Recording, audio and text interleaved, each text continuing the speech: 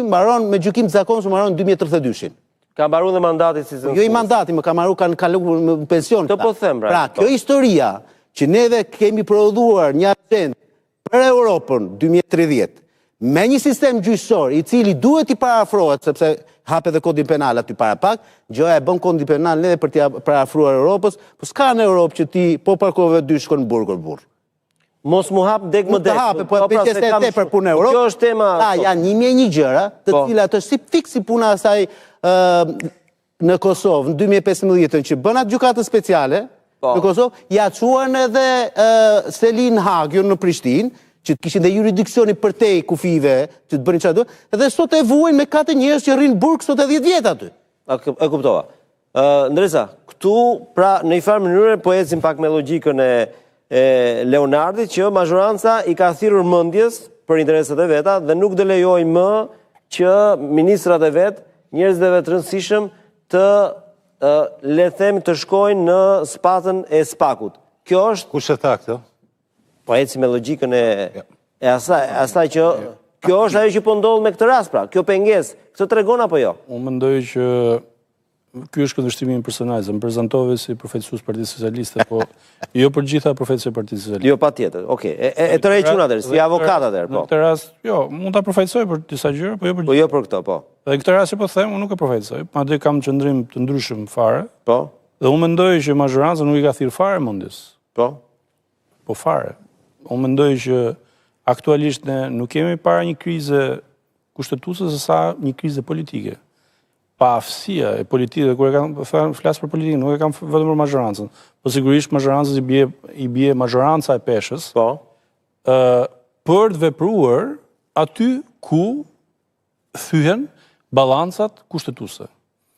Vota e qytetarëve është e vetmja që mund ta bëjë këtë gjë. Por mazhoranca në këtë rast duke dhe kompleksuar pikërisht nga këto debate që bëhen, që meqense ti ke mbrojtur reformën, ti kompleksohet për mos ndërhyrje në kohën e duhur dhe me instrumentat e duhur.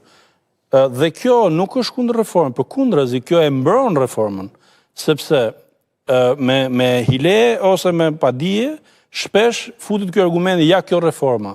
Reforma është ligjbërja. Mazhoranca ka bërë ligjet. Nuk ka ligje perfekte. Mund të ketë ligje patjetër siç të nenin për kas 42, mund të ketë unë ne kam nxjerrur publik 14-ën.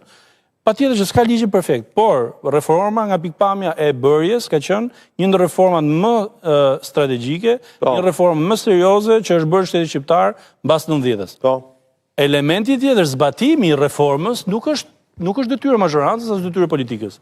Zbatimi i reformës është institucione ngarkuar nga kushtetuta dhe ligjet përkatëse për ta zbatuar.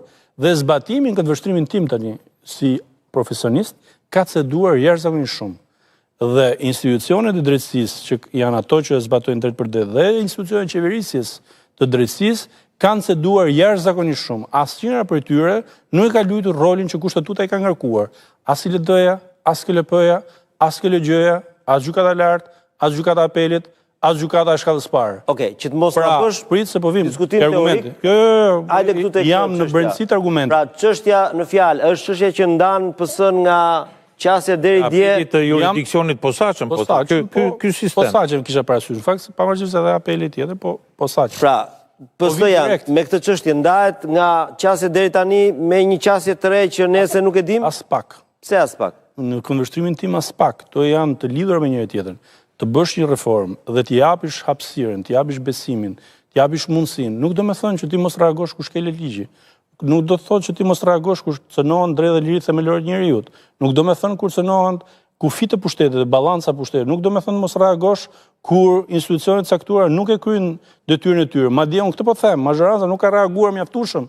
Unë kam qenë në 2024 në Komision Ligjeve dhe kam ngrit problematika me ILD-n dhe me KLP-n dhe me KLG-n dhe janë në përzërbale dhe vazhdojnë sot e kësaj dite nuk rregullohen. Dhe kjo nuk është në kundërshtim me reformën. Përkundërzi e mbron reformën. Mos bërja gjë e i çon ujë argumenti që reforma ka dështuar, ndërkohë që s'ka lidhje me reformën kjo, ka lidhje me zbatimin. Dhe për të mbyll, për ta mbyll argumentin.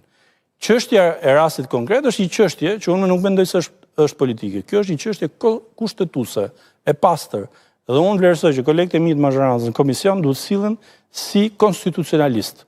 Pra, duhet ta shohin çështjen me bisturi konstitucionale. Kjo nuk është çështje politike, është çështje ligjore. Okej. Dhe duhet vlerësojnë gjitha elementet që kanë bëjnë, qoftë me provat, qoftë me qëllimet e prokurorisë, qoftë me domosdoshmërinë e masës dhe qoftë me rrezikun që mosmarrja e masës mund të sjelli për hetimin përkatës.